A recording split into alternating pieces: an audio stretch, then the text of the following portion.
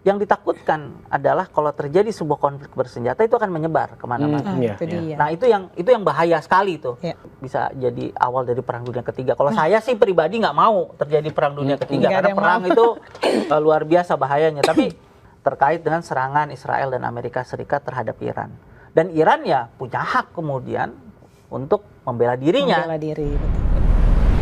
Kita Ini sekarang ya, mau ngomongin soal hukum internasional hukum nih. internasional. Langsung aja nih dengan narasumber kita yang sudah hadir, Mas Hadi Rahmat Purnama, pakar hukum internasional FHUI. Terima kasih sudah hadir. Terima kasih sudah diundang.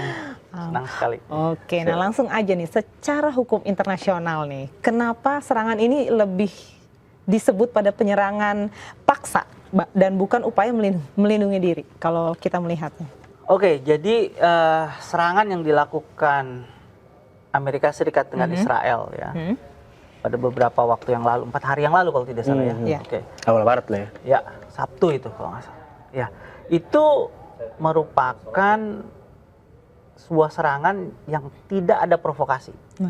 Oke, jadi tidak ada serangan militer yang ditujukan baik itu ke Israel maupun ke Amerika Serikat. Oke, ya. Tapi kemudian ya kan Amerika Serikat bekerja sama dengan Israel tentunya kemudian menyerang Iran. Ya.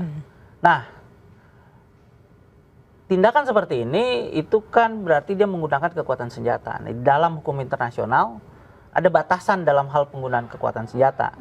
Ya, batasannya itu apa? Yang pertama adalah ya, bahwa kekuatan senjata atau use of force itu istilahnya ya di dalam itu hanya bisa digunakan kalau adanya serangan militer yang dilakukan oleh negara lain dan serangan itu harus jelas gitu ya dan nyata. Jadi eminent. Kita tahu ada serangan maka kemudian diserang balik kan Menyerang gitu. balik. Iya, itu sebagai sebuah mekanisme yang diberikan dalam hal penggunaan kekuatan senjata. Yang kedua, adanya resolusi dari Dewan Keamanan PBB. Nah, resolusi Dewan Keamanan PBB itu menjadi satu dasar ya kan bagi negara-negara anggota PBB bisa menggunakan kekuatan senjatanya. Biasanya di resolusi itu ada kata-kata to use all necessary means. Ya kan? Itu diatur di dalam pasal 42 dari Piagam PBB di chapter 7. Nah, kemudian yang ketiga adanya regional arrangement. Regional security arrangement.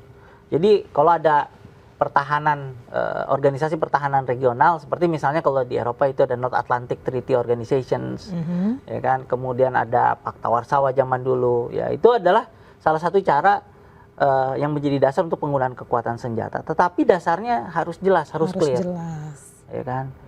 Clear itu atau jelas itu memang ada ya kan tujuan dari PBB menjaga perdamaian dan keamanan dunia, jadi harus memang adanya ancaman ataupun sudah terjadi sebuah tindakan yang memang kemudian ya kan perdamaian dan keamanan dunia itu ya kan sudah dilanggar atau sudah tidak ada gitu ya, sudah di apa namanya di violate ya.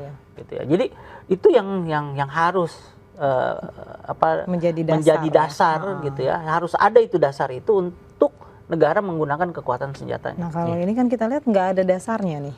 Iya. Tapi kenapa seolah-olah dibiarkan, tidak ada satupun yang berani mencegah ataupun istilahnya memberi sanksi. Nah, ini kan menjadi presiden bahaya buat negara lain. Nanti siapa aja bisa diserang kapanpun dengan serangan paksa, nggak ada alasan apa-apa gitu.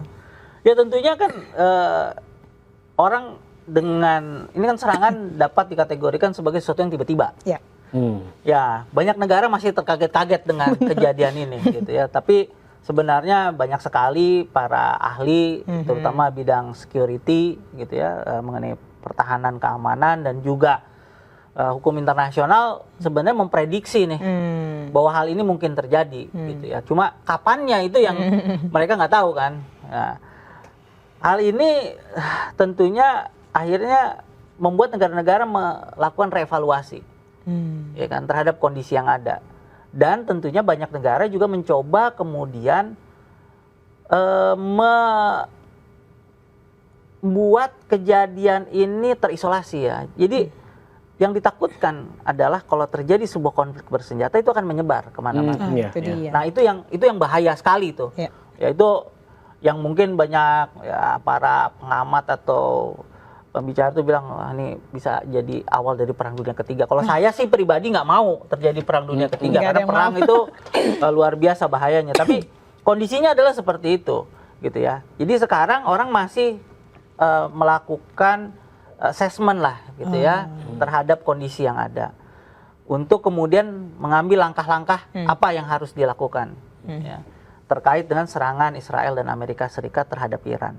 Dan Iran ya punya hak kemudian untuk membela dirinya, Membela diri, betul. ya kan? Karena ya haknya dia untuk menjaga keutuhan negaranya. Berarti Dan itu hak serangan. dari semua negara loh. Berarti itu Tidak serangan hanya balik Iran aja. jatuhnya ya. Kalau Iya. Iran serangan balik ya. Bukan serangan balik, jadi yang lebih Artinya udah tepat hal yang boleh lah. serangan membela diri. Membela Nah, diri, bertahan. Tapi kalau kita ngomongin soal pelanggaran hukum nih, Amerika dan Israel kan bisa dibilang udah jadi langganan Ya. soal pelanggaran Ya, hukum betul. internasional gitu kan. Ya. Bahkan Trump bilangnya bahwa hukum internasional adalah saya, Ya. bahasa gitu. Dan Israel juga menyerang Gaza padahal mereka sedang gencatan senjata. Ya. Sudah banyak sekali Ya. negara-negara seperti kita tuh harus berbuat apa sih sama negara-negara yang dalam tanda kutip bisa dibilang troublemaker gitu loh. Ya. Gimana? Ya, jadi gini ya, kalau kita lihat secara, jadi kita harus lihat hal ini dari sisi hukum dan sisi yang lain itu ada geopolitik ya. Ya memang secara geopolitik kita tahu, ya kan negara-negara juga tidak seimbang ya. Ada negara-negara kuat seperti Amerika Serikat, kemudian ada kumpulan negara-negara kuat Uni Eropa. Ya. Ya. Kemudian ada negara kuat yang lain, ada China atau Tiongkok Rusia. gitu kan. Nah, jadi memang ya kondisi dari masyarakat internasional itu memang ya berbeda-beda secara kekuatan kan gitu. Dan itu bukan terjadi pada saat ini aja ya. Dulu juga terjadi ya. Kalau saya masih memahami kondisi zaman dulu itu ada namanya perang dingin ya, antara Uni Soviet dengan Amerika Serikat gitu ya, dan masing-masing dengan sekutunya gitu ya. Nah sekarang ini mungkin polarnya agak lebih banyak lah gitu ya. Nah ini yang kondisi ini gitu ya yang membuat negara-negara nih masih kemudian apa yang harus kita perbuat. Nah sayangnya gitu ya, sebenarnya kalau kita lihat sejarah pelajaran dari masa lalu pada saat perang dingin, ada sebuah kekuatan namanya kekuatan non-blok, non-aligned movement. Itu kan mengumpulkan negara-negara yang tidak mau berada di bawah aliansi dari negara-negara yang ada. Ya, walaupun beberapa dari negara tersebut memang punyai persamaan ideologis malah, tetapi mereka memilih untuk tidak ikut di dalam blok itu, gitu kan.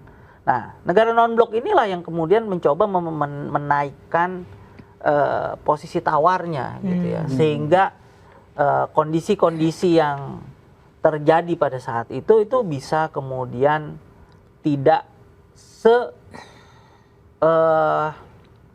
sejelas ini seperti sekarang ini gitu ya, benar-benar tidak ada lagi ditutupi oleh topeng-topeng gitu ya, tapi benar-benar ini loh gitu kan, kejadiannya benar-benar jelas gitu ya. Dan ini yang kemudian sebenarnya apa yang harus dilakukan negara-negara nih untuk itu ya, negara-negara yang memang mempunyai concern, kepedulian ya terhadap perdamaian, itu ya harusnya bersatu dan mencari alternatif ya kan, penyelesaian, dan juga mungkin tidak hanya penyelesaian dalam konteks kondisi yang ada sekarang, tetapi juga melihat apa yang dulu tidak lagi ya kan bisa dijalankan, ya cari alternatifnya, apakah itu dalam bentuk hukumnya maupun politiknya gitu. Karena selama ini kan kita masih analisa saya ya, kita itu masih melakukan atau metode penyelesaian kita itu masih menggunakan apa yang terjadi di abad 20. Sedangkan kita sekarang menghadapi tantangan pada abad 21. Jadi ketinggalan zaman gitu. Nah, itu dia karena kan perkembangan manusia, perkembangan ekonomi, perkembangan teknologi itu tidak bisa kita pungkiri tuh. Dan itu ya benar-benar kemudian sangat mempengaruhi kehidupan kita. Kan gitu ya. Sekarang ya apa yang terjadi 1 detik aja kan kita apa yang terjadi di Timur Tengah, 1 detik kemudian kita sudah bisa lihat. Ya, Ya kan? digital. Secara digital melalui cyber kan gitu. Nah, itu kan membuat bahwa kedekatan tuh makin dekat, ya kan? Tidak lagi dulu masih ada waktu beberapa hari gitu kan, harus dikirim wartawan meliput dulu baru mengembalikan. Kalau sekarang ada citizen jurnalism ya. Jurnalism gitu ya. Langsung on the spot, saat itu juga langsung laporan langsung.